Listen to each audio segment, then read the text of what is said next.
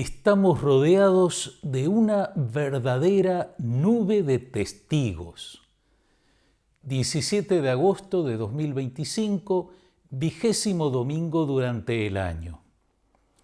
El hombre contemporáneo escucha más a gusto a los que dan testimonio que a los que enseñan, decía San Pablo VI, o si escuchan a los que enseñan, es porque dan testimonio. Urgente, se necesitan ejemplos de vida que convenzan, reclamaban los jóvenes católicos uruguayos en la 14ª Jornada Nacional de la Juventud allá por el año 1992. En la segunda lectura de este domingo encontramos el pasaje de la carta a los Hebreos que hemos tomado como título de esta reflexión. Estamos rodeados de una verdadera nube de testigos. ¿A qué se refiere esto? En el capítulo anterior de esta misma carta se repasa la lista de los grandes creyentes que fueron apareciendo a lo largo de la historia de la salvación, comenzando por Abraham, nuestro padre en la fe, y su esposa Sara.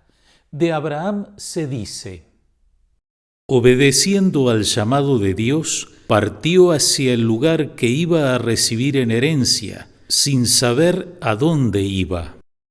Y con respecto a su esposa, Sara recibió el poder de concebir, a pesar de su edad avanzada, porque juzgó digno de fe al que se lo prometía. Más adelante aparece esta referencia a Moisés. Por la fe se mantuvo firme, como si estuviera viendo al invisible. La carta a los Hebreos es un escrito del Nuevo Testamento. Recurre a los grandes hombres y mujeres creyentes del pueblo de Dios en los que los cristianos, que comenzaban a dar testimonio de la muerte y resurrección de Cristo, encontraban ejemplos inspiradores. Poco a poco, la Iglesia comenzó a venerar la memoria de sus propios testigos, los primeros en ver a Jesús resucitado, entre quienes fueron adelante las mujeres, como María Magdalena, apóstol de los apóstoles. Encabezados por Pedro, los 12 se completan de nuevo con la elección de Matías. Se agrega la enorme figura de Pablo, unida a la de Pedro por el martirio que ambos sufrieron en Roma. Los mártires son los testigos por excelencia. Mártir significa testigo, pero la palabra pasó a aplicarse a quienes escribieron su testimonio derramando su sangre y entregando su vida por Jesús. San Esteban fue el primero de ellos, y al extenderse el cristianismo dentro del Imperio Romano y comenzar las persecuciones, hubo también mujeres entre los mártires, tanto esposas, madres como vírgenes. En el canon romano se nombra a 7 de ellas: Felicidad y Perpetua, Águeda, Lucía, Inés, Cecilia, Anastasia. A lo largo de su historia, la Iglesia ha visto acrecentarse la nube de testigos, ya que por obra del Espíritu Santo, que fue derramando sus diversos dones, muchos hombres y mujeres encontraron distintas formas de santidad en el seguimiento de Cristo. Después de los que vivieron el bautismo de sangre y a medida que cesaron las persecuciones, la comunidad eclesial puso su atención en quienes tomaron la radical decisión de dejar sus bienes y retirarse a lugares desiertos para dedicarse a la oración y a la penitencia. El pueblo encontraba en ellos consejo, oraciones y ayuda, y su forma de vida fue percibida como una nueva forma de martirio. Algunos de esos ermitaños iniciaron una vida en comunidad. San Antonio Abad es el más famoso y es considerado el padre de la tradición monacal cristiana, que sería después enriquecida por las reglas de San Agustín y de San Benito. Otro grupo importante de los primeros santos, a veces también mártires, es el de los padres de la Iglesia. Desde el siglo I hasta mediados del siglo VIII, en el período conocido como la era patrística. Ellos dejaron numerosos escritos en los que vemos cómo se desarrolla la comprensión de la fe y cómo se organiza la Iglesia desde sus orígenes. Mencionemos algunos de distintos momentos: Ignacio de Antioquía, Justino, Ireneo de Lyon, Juan Crisóstomo, Jerónimo, traductor de la Sagrada Escritura, Agustín, a quien ya hemos mencionado, Gregorio Magno, y entre los últimos encontramos a los hispanos Isidoro de Sevilla e Ildefonso.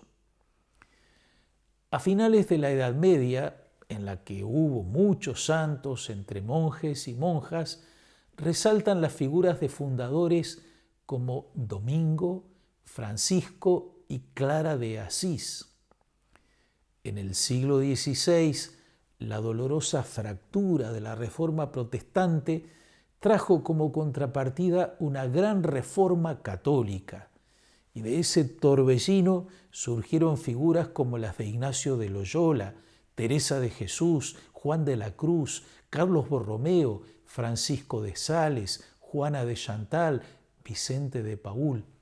En ese contexto fue canonizado San Isidro Labrador, que vivió en el siglo XII.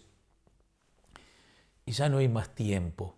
Vienen los santos misioneros, los del siglo XIX, los del siglo XX, los santos de América Latina, y con todos ellos la nube de testigos se hace inmensa.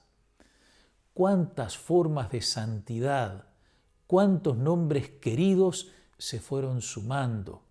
Teresita de Lisieux, la Madre Teresa, el Padre Pío, Juan Pablo II, Óscar Romero, nuestra Francisca Rubato, nuestro Beato Jacinto y pronto San Carlos Acutis. Pero el pasaje de la carta a los Hebreos que leemos hoy nos señala lo que nunca debemos olvidar y siempre tiene que estar en el centro, ya que la vida de los santos y santas no tiene sentido sino en Él, Jesucristo. Fijemos la mirada en el iniciador y consumador de nuestra fe, en Jesús, el cual, en lugar del gozo que se le ofrecía, soportó la cruz sin tener en cuenta la infamia, y ahora está sentado a la derecha del trono de Dios. Los testigos no llaman la atención sobre sí mismos, sino sobre aquel que ellos han visto, tocado, conocido y amado profundamente. Los santos son testigos de Jesucristo. Si los seguimos, ellos nos llevarán a Jesús. Es también lo que hace la Reina de los Santos, la Santísima Virgen María, llevarnos a Jesús por María. Si no llegamos a Jesús con los santos y santas, es porque nos hemos quedado en ellos y no hemos comprendido o ha sido distorsionado su mensaje. Al Padre Pío, San Pío de Pietrelcina, se le han atribuido extraños poderes y relaciones que nada tienen que ver con aquel que estuvo en el centro de su vida, Jesucristo. Si nos perdemos en la nube, el autor de la carta a los Hebreos nos reorienta. Los santos nos animan en la lucha de nuestro caminar por la fe, guiándonos para que tengamos los ojos del corazón fijos en Jesús. Así concluye la segunda lectura de hoy. Piensen en aquel que sufrió semejante hostilidad por parte de los pecadores, y así no se dejarán abatir por el desaliento. Después de todo, en la lucha contra el pecado, ustedes no han resistido todavía hasta derramar su sangre. Con ese pensamiento y con nuestro corazón en Jesucristo iniciador y consumador de nuestra fe, cerramos esta reflexión que nos invita a nunca consentir ni el desaliento ni la desesperanza, porque para nosotros la esperanza no es una idea ni un sentimiento, es una persona y tiene un nombre, es Jesús. Gracias, amigas y amigos, que los bendiga Dios Todopoderoso, Padre, Hijo y Espíritu Santo. Amén.